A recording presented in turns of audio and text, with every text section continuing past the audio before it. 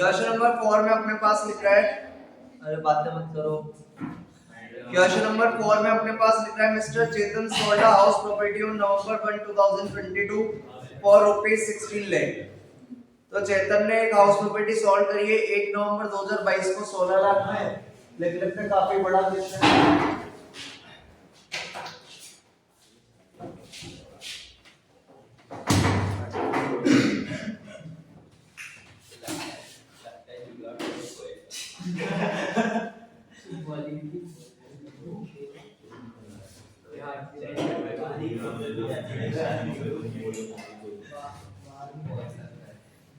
तो 1 नवंबर 2022 को बेची है 16 लाख में। आगे लिख रहा है he had entered into an agreement to sell the property to another prospective buyer on May 1 2009 for ₹9,55,000।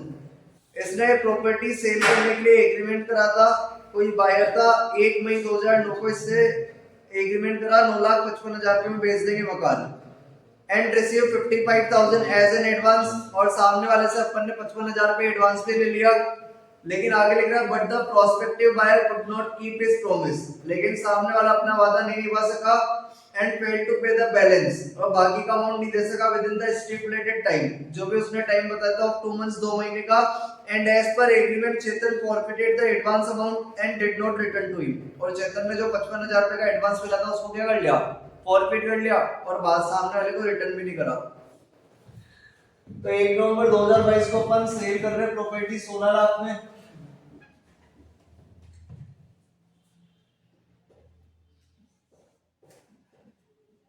मान लेते हैं चेतन ने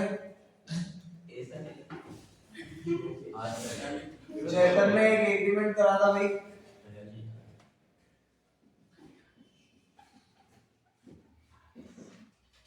और एग्रीमेंट करा था इन्होंने 1 मई 2009 को,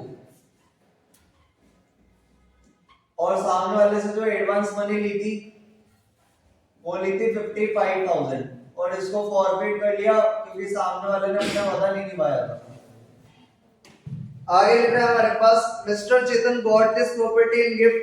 चेतन को ये प्रॉपर्टी गिफ्ट में मिली थी ऑन जून 1 2005, 1 जून 2005 को फ्रॉम हिज फ्रेंड, अपने दोस्त से जिसका नाम है मनोज।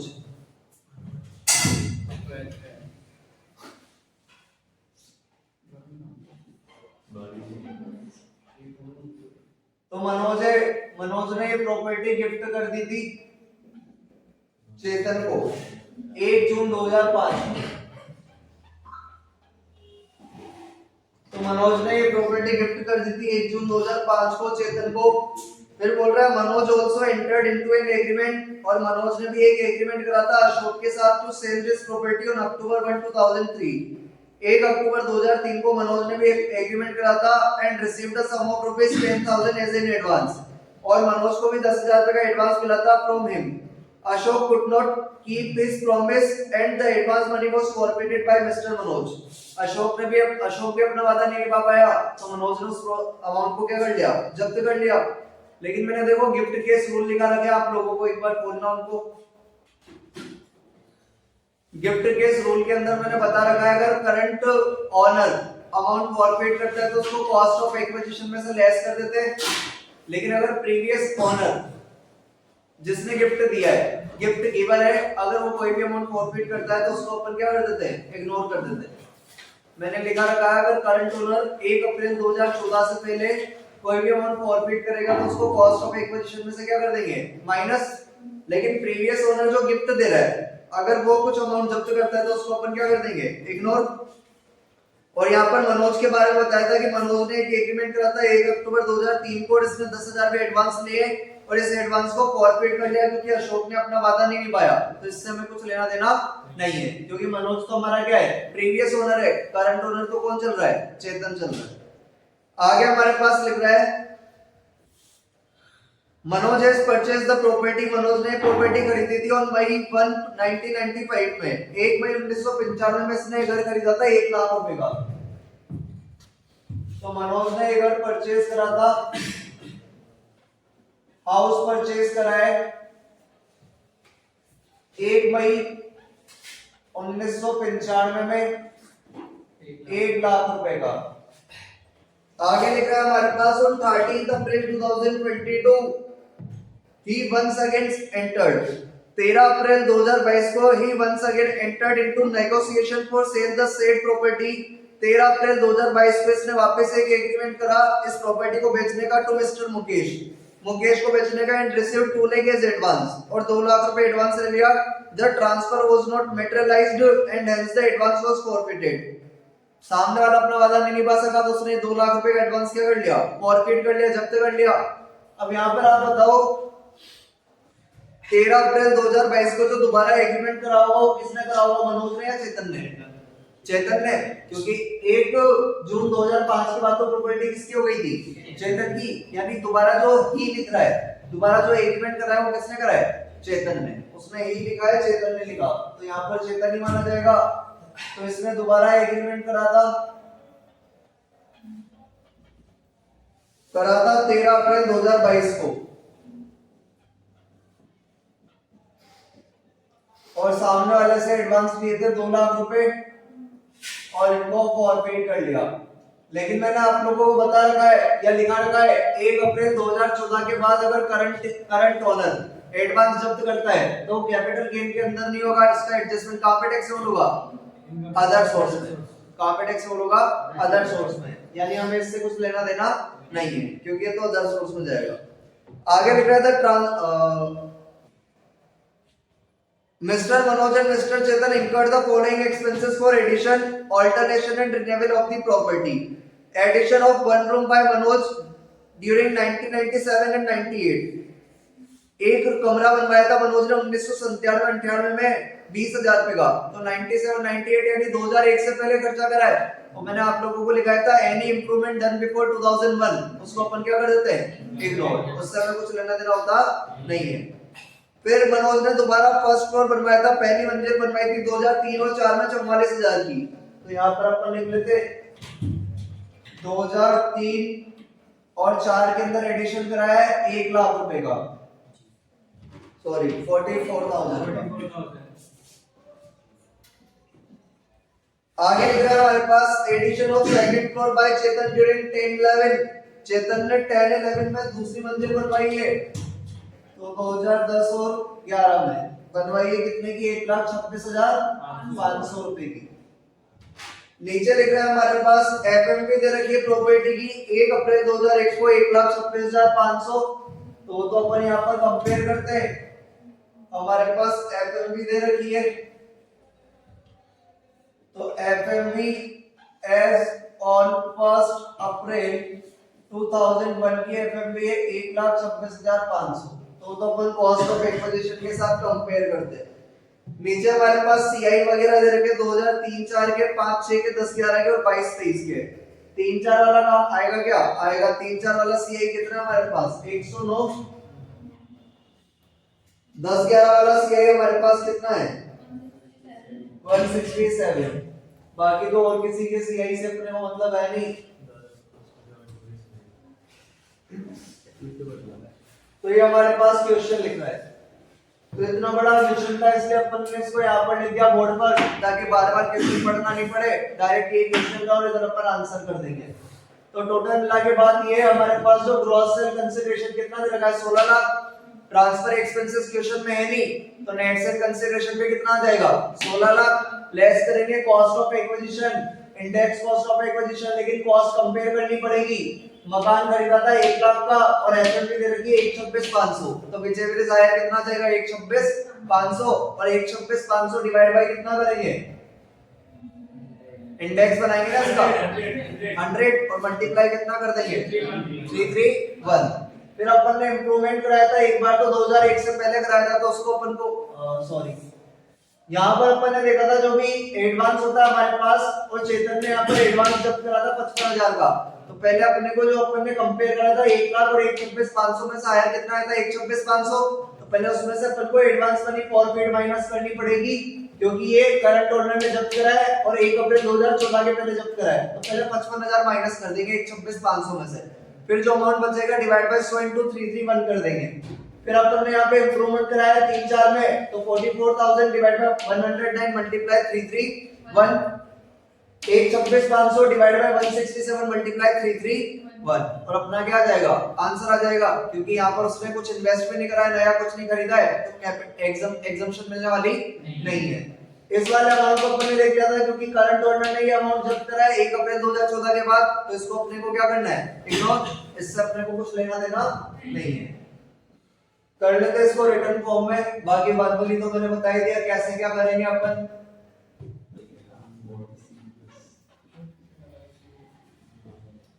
तो भैया सबसे पहले अपन लोग लिखेंगे ग्रॉस सेल कंसीडरेशन,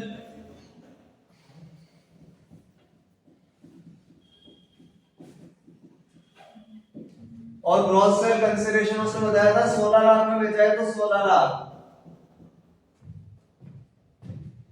इसमें से हम लोग लेस कर देंगे ट्रांसफर एक्सपेंसेस, जो कि हमारे पास क्वेश्चन में दिए नहीं है, तो आ जाएगा 16 लाख नेट सेल कंसीडरेशन।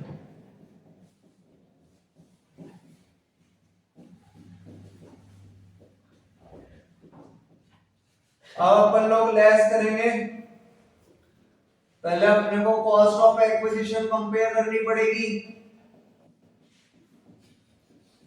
तो अपन सबसे पहले लेते हैं एक्चुअल कॉस्ट, और एक्चुअल कॉस्ट हमारे पास 1995 की दे रखी थी 1 लाख,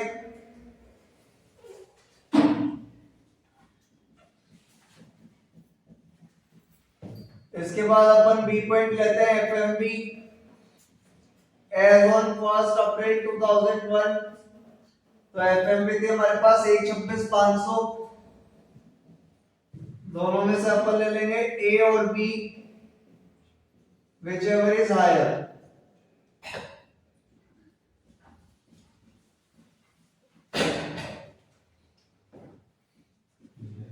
तो हायर हमारे पास आ गया 126,500, ये हमारे पास कॉस्ट ऑफ एक्विजिशन आ गई, इसमें से हम लेस कर देंगे एडवांस मनी जो अपन ने फॉरफिट करी है 1 मई 2009 को, एडवांस मनी फॉरफिटेड ऑन 1 मई 2009, 1 मई 2009 को फॉरफिट करके 55,000, तो माइनस कर देंगे 55,000, तो हमारे पास आ गया कितना 71,500। अब इसका इंडेक्स बनाएंगे अपन क्योंकि लॉन्ग टर्म कैपिटल गेन हुआ है, तो अपन यहां से लेस करेंगे इसका indexed cost of acquisition 71,500 divide by 100, क्योंकि 2001 से पहले मकान खरीदा है, मल्टीप्लाई 331, और ये हमारे पास आ गया 2 लाख 2,36,665। अभी अपने को 2 बार इंडेक्स और करना है इंप्रूवमेंट कॉस्ट को, तो इसको अपन इधर वाले बोर्ड पे कर लेते हैं, लेस करेंगे अपन indexed cost of improvement on 2003-4 का इंप्रूवमेंट था 44,000 का, डिवाइड बाय सीआई था 109, मल्टीप्लाई ट्रांसफर ईयर का सीआई होता है 331, तो ये आ गया कितना 133, फिर लेस कर देंगे अपन indexed cost of improvement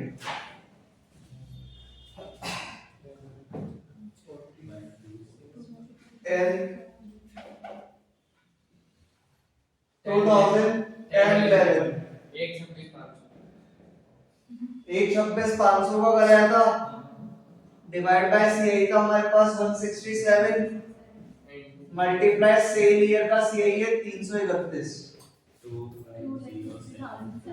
2 lakh 60,000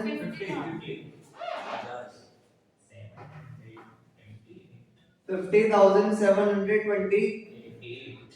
अब तीनों कॉस्ट अपन जोड़ लेंगे, 2 36 665 प्लस 1 33 615 प्लस 2 50 728।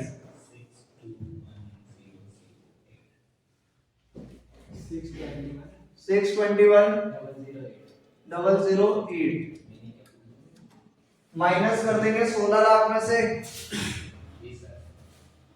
9,68,000। देखो आंसर यही आ रहेगा। तो ये 92 किसने बोला? 978 ये हाँ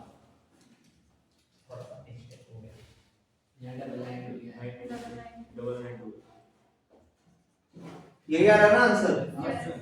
तो ये हमारे पास आ गया लॉन्ग टर्म कैपिटल गेन।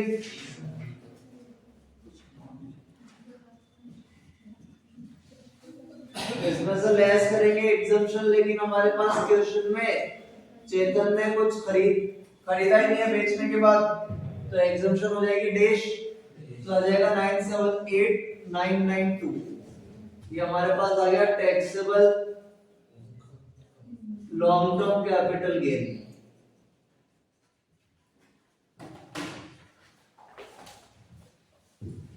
ठीक है, तो क्वेश्चन काफी बड़ा था, लेकिन उसमें से काम की चीजें निकालेंगे तो क्वेश्चन छोटा हो जाएगा, और उसको देखते रहोगे चीजें समझ में आएगी तो बड़ा ही दिखेगा, है ना। ज्यादा काम का कुछ था ही नहीं। कितने में खरीदा, कब खरीदा था? एडवांस मनी अपने को केवल कौन से ओनर की लेनी है? करंट ओनर की, और वो भी केवल 1 अप्रैल 2014 से पहले की, क्योंकि 1 अप्रैल 2014 के बाद की जो करंट एडवांस मनी है वो तो कहां पे टैक्सेबल होगी? आदर्श। ठीक है, देख लो।